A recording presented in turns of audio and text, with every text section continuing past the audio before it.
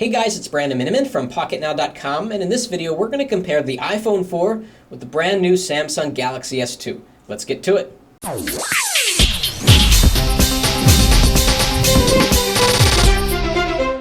Okay, so lots to talk about here. Let's start off with pricing. The iPhone 4 is available in two configurations. The 16GB model is $200 and the 32GB model is $300. Now the Galaxy S2 is much more expensive because it's sold unlocked right now. It's not tied to carriers around the world, and when it is tied, it'll be offered at a lower price. It also has two capacities. The 16GB version is about $700 right now. Very expensive, obviously. The 32GB version is not yet shipping. That's going to be even more expensive. Although with the Galaxy S2, you get expandable memory. You don't get that on the iPhone 4, so you probably don't want to opt for the higher capacity version because the price difference is probably more than buying a micro SD card to expand the capacity of the Samsung Galaxy S2. So in terms of pricing, the iPhone 4 is definitely lower right now, but we'll have to see how the Galaxy S2 gets priced once it's available on different carriers. Now let's talk about build quality and hardware. Both devices have a home button right in the front, a real hardware home button, which is nice to have. In terms of screen size, we've got a 3.5-inch Retina display, which means it's 960 by 640. The PPI of that is 326, and we'll come back to PPI in a sec. The Samsung Galaxy S2 has a 4.3-inch screen, much larger. The resolution is lower though, WVGA 800 down by 480 across. The PPI here is 217. What PPI means is that if you take a square inch on both screens and you count all the pixels inside, the PPI will tell you how many pixels you will count. 326 on the iPhone 4, 217 on the Samsung Galaxy S2, meaning that there are more pixels in a given area on the iPhone 4. Text will be sharper, images will be crisper. Although the Galaxy S2 is no slouch when it comes to image fidelity. It's got the Super AMOLED Plus panel, which has incredible contrast. Color naturalness, if that's a word, is a little bit less on the Galaxy S2, as we're going to see. We'll compare some photos side by side. And viewing angle is also not as good as it is on the iPhone 4. But both of these have tremendously high-quality screens, so that's not really something that you have to worry about. They've both got front-facing cameras, 1.3 megapixels on the iPhone 4 and 2 megapixels on the Samsung Galaxy S2. So you have the video chat option on both with high-quality imaging. In terms of build quality and materials used, the iPhone 4 is glass and metal. That's really it. Glass on the front, glass on the back, metal on the sides. The Galaxy S2 has a lot of plastic, but in hand it feels very high quality. We've got glass on the front, plastic on the back, but again, that really doesn't impact build quality. It's very rigid, it feels good in the hand, you can't twist it even though there's a lot of plastic used. And it's a lot lighter than the iPhone 4 too, which is nice, but it's also, as you can see here, bigger. So it's going to be bigger in the pocket if that's a consideration for you. Turning over to the back, we've got cameras here. So we've got a 5 megapixel camera with a flash on the iPhone 4 and an 8 megapixel camera on the back of the Galaxy S2 with a flash as well.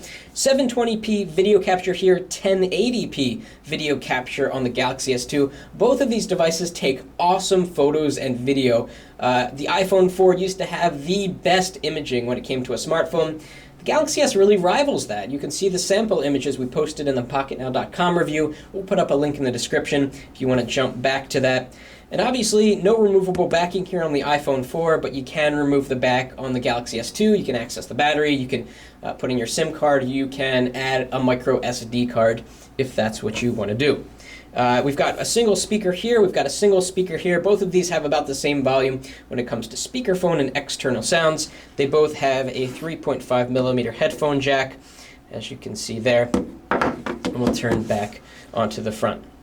Now, in terms of other specs, we've got the A4 chip inside of the iPhone 4, which clocks in at about 1 gigahertz with 512 megabytes of RAM. Samsung's latest and greatest has much higher specs than that. It's got a 1.2 gigahertz dual-core Exynos processor, probably similar to what we're going to see in the iPhone 5, maybe clocking in a little bit lower. We've got a full gigabyte of RAM here on the Samsung Galaxy S2, and it really shows in terms of browsing performance and day-to-day usability. And we're going to compare definitely some speed aspects of both of these devices to see which one is faster.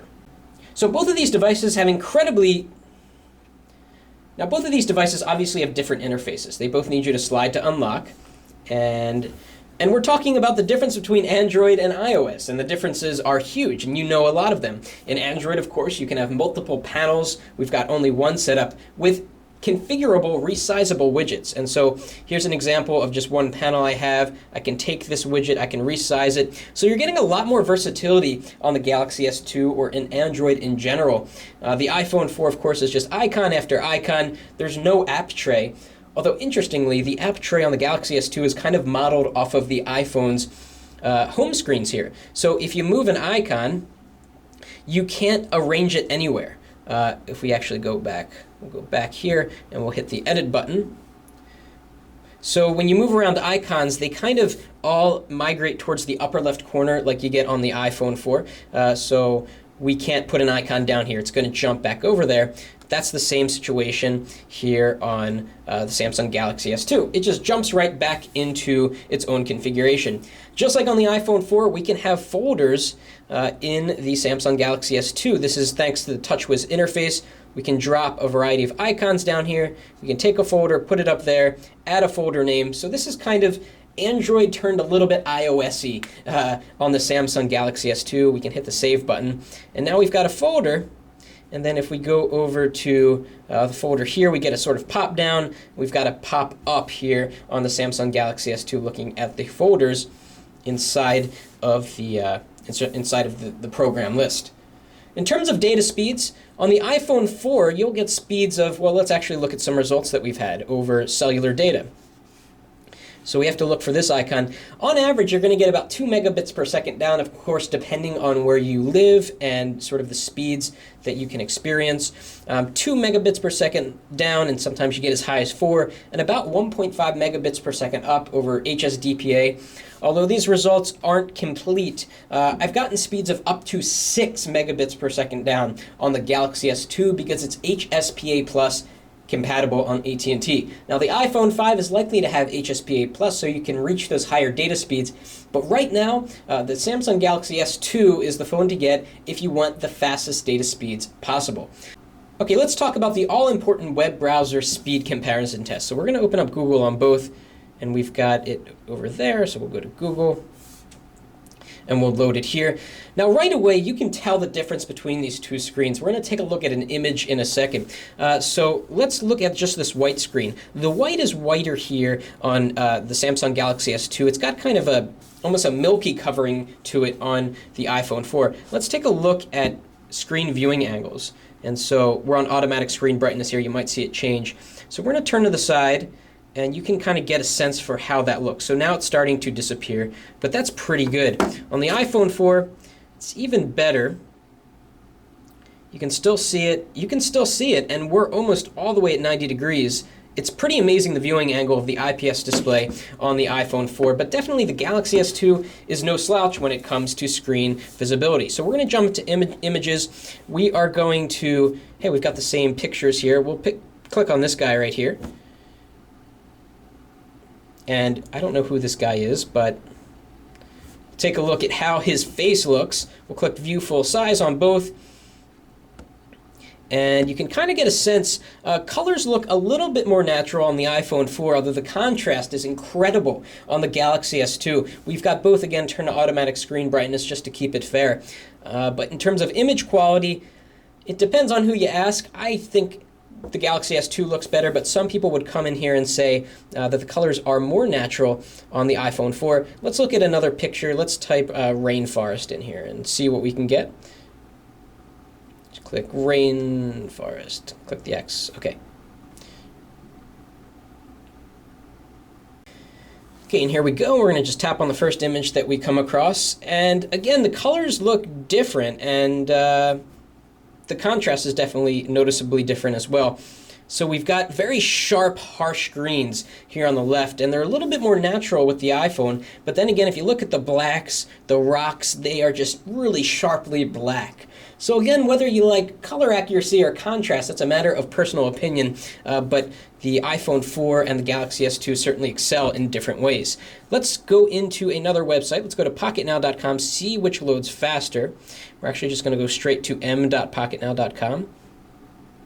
Okay, so we've loaded the mobile sites here. Let's go to the bottom. We're going to click desktop version and see which comes up quicker. Both over the same Wi-Fi network. And as it's loading, I'm going to scroll down. We got a little bit of a hesitation there. The Galaxy S2 finished, and while it was loading, I could actually scroll down the page. Still going here on the iPhone 4, and it's going to finish up momentarily.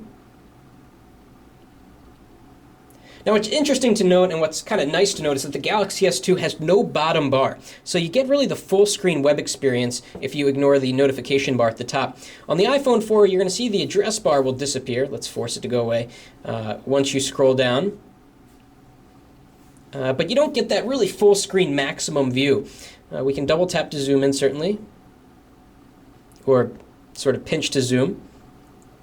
And both will resize the column. Let's actually check out text.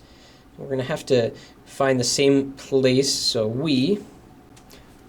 Okay, so we've got the text about the same size, and if I bring this phone in close on the screen, you're going to see how crisp and clear it is on the iPhone because we've got a higher PPI. It looks like print on a paper. On the Galaxy S2, it's still really darn clear, but if you look very, very closely, you'll see pixels. And it's not that bad. It's not that noticeable. We're only comparing these phones side to side, and that's probably why we're being ultra picky about PPI. Now let's swipe to the right and see which page loads faster when we try to get these headlines in.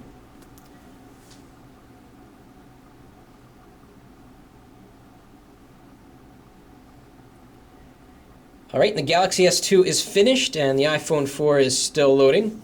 Let's talk about tab management. On the iPhone 4, you press this button in the bottom right corner. Tab management is something that phones haven't really gotten right yet. They haven't been able to recreate the desktop experience. Thankfully, third-party browsers exist like Dolphin HD that put the tabs on the top. Here on the Galaxy S2, it's kind of a difficult gesture to get, but you pinch like this and you're brought out into the tab view. You can click New Page or New Window, and boom, you have a new window to work with. Then you can zoom out. Again, that takes a little bit of practice. You can swipe side by side. They look almost the same, right? They've got the dots on the bottom. They've got the previews going side by side, and it will show you a little preview of what is inside the window. So pretty good tab management for both. So let's jump into another more complex website. We'll go to engadget.com. It's got the really long page. Okay, go.